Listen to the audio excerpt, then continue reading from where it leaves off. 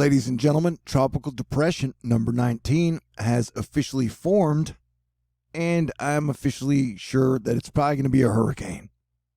I could be wrong. I've been wrong on stuff before, but A, it has a look to it, and it is souther than most models were predicting, which will mean its core will spend less time over land, giving it more time to develop.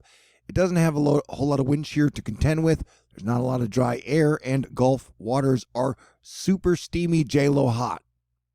Although she's married, so I didn't mean that in any sexualized kind of way. Okay?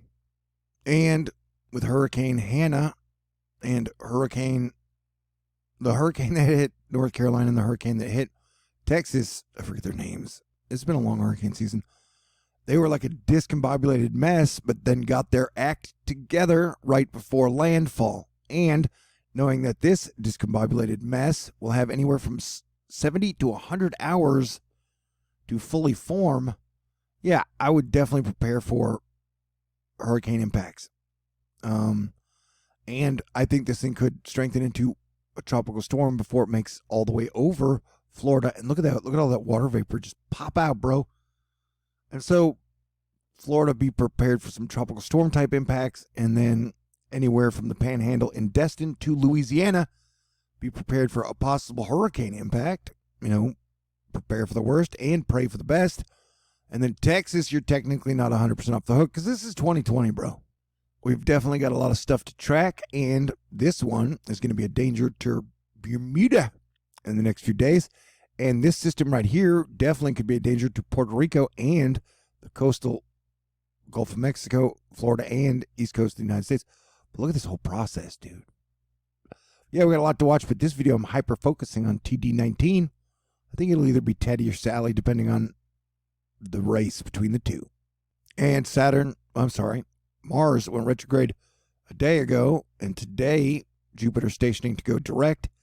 And so I'm looking for some major changes in the models and possibly the storms over the next 72 hours. We'll see if that theory holds water. But look at that whole front, man. There's a bunch of crazy crap happening right now. I think this will be the front that it'll be up against when it eventually crosses over, but we shall see. Now, won't we? Yeah, look at this old bullet. It almost even comes off like a bullet, dude. We definitely have a large clump of moisture and rain that can get its shit together and then head west and then north. So you got like a southern storm front, a north central storm front that are going to combine for a coastal soaking storm, or a lot of rain over the whole coast. And this puts it making landfall in Destin. I don't know about that, but we will definitely have to track. This is 2020, so I'm not putting out any absolutes. Like, I don't know it'll absolutely be a hurricane, although I think it will, or the impacts it will bring, but it'll definitely probably surprise us because it's 2020. That's what I'm saying. We got a lot to watch, and it is definitely going to be a very interesting period between now and the end of October. Remember, Sandy happened on October 31st, and just because I'm in that mood for the rest of the 6 weeks, we will be looking out for Hurricane Sandy 2.0. Am I saying that's definitely going to happen? No, but I would definitely be ready if you're on the East Coast for that type of shiz. But yeah, we were watching this thing. It has sustained winds of 30 knots, which is 35 miles per hour. And a pressure of 1,008 millibars. So it only has to drop 12 more millibars in like 4 days to be hurricane strength. So I would guess, unless this thing does not vertically stack and just wobbles, I'm pretty sure this would be a hurricane, dude. And I would say Category 1, Category 2, Category 3, just in worst case scenarios are possible. So I would pay attention to this if you're along the coast. Hopefully you paid attention to Louisiana, and, you know, if you can avoid being in a major hurricane impact, I would do it, and especially if not just for the power outage potential. And so we're looking at it getting into the Gulf Saturday afternoon, and so that would leave Saturday to possibly Wednesday, Tuesday, or Monday to develop, and that is a whole lot of time. That's why, like, I'm almost sure this thing's gonna be a hurricane. Well, I could be wrong. That is a lot of time to develop over open water with no wind shear, hot temperatures, and no real dry air that I know of. And Texas, if it continues to drift south, that would give it more time over water and it continued to drift west. And so Texas is on the map. We are going from anywhere from like Houston to the Panhandle of Destin, in my opinion. And so, until it kind of gets over Florida, I think Texas should definitely stay aware. And if it made landfall here as opposed to here, this would give it definitely time to become a major Category 3, if not bigger, hurricane. And it's 2020. I don't know. I guess I'm a little worn out from telling people to play great defense all year and then having people argue back with me. Okay, great. I love you. You guys are great, though. You guys have been fantastic. And in situations like this, I usually stay up all night on the night shift. And so there have been many times over the last 5 years where people have woken up and they're like, wow, we got a major hurricane on our hands. Nobody said that. And so I'm just letting you know that, they can go from Cat 1, they can go from Tropical Storm to Category 5 in like 36 hours. It's happened before. I'm not saying it's going to happen now. I'm just saying if you take prior instances and then average out means and stuff, then you get words. Here we got Hurricane Man showing us that it's going to be dumping rain on Southwest Florida, and it's already super starting to spin here. So if it's super starting to spin there, from here to here, how much could it develop? That is the story we will pay attention to.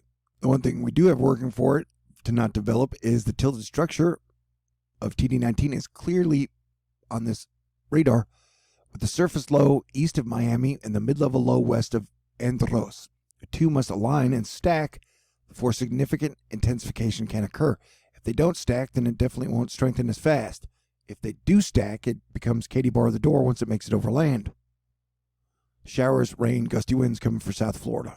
So this is not a major threat to Florida, but I mean, the penis tip of Florida. I didn't know another metaphor. Okay, the fingertip. There you go. But the Panhandle, Alabama, Mississippi, Louisiana, Texas, yeah, it would be a bigger threat. They say it's been drifting west-northwest, but it's been drifting pretty west-west, in my opinion, kind of. Bill Caron's showing the fancy data. And so, okay, let's look over here. And so, basically reaches landfall or max intensity 100 hours from now. So 100 hours to develop is a lot of time, people. Although now, most of them are backing off and having it just be a tropical storm. But I'm actually over here. I definitely think it'll be a hurricane, but I'm letting you know, all the models and most are saying, hey, it'd probably just be a tropical storm. But I'm like, I'm pretty sure it'll be a hurricane. We'll find out. Will it be a cranky hurricane? I don't know. The cranky hurricane is like a Category 2 hurricane. That's a whole different topic. We talk about that later. With Mars retrograde, Jupiter going direct, us just getting into meteorological fall, I'm still having to recalibrate my senses. So hopefully I'll be back on top of my game sometime soon and bust out of this funk. Jack Sillen is always chilling, talking about cool weather stuff. On this radar imagery this evening, I'm noticing that TD19's mid-level center seems to be diving southwest rather than moving due west as the NHC forecast, or NWN as most people forecast. If the center establishes itself farther south, potential intensity ceiling rises. And so the souther this thing gets, the more dangerous it will become to wherever it makes landfall in 80 to 100 hours. Are we capiche? All right. So yeah, I'll be hyper tracking this thing. That's what we do. And I predicted for the second half of hurricane season, we're going to get hit by 3 hurricanes. So this could be one of them. All right? Everybody, I mean, we could get hit by more than 3. Anyway, we've already been hit by 3. Long story short. I got to go. No, I don't. But I just run out of cool shit to say. I'll be back later. Y'all stay cool. Have a great night. Have a great weekend. And I appreciate you for being amazing, awesome, kind, and cool. God bless everyone.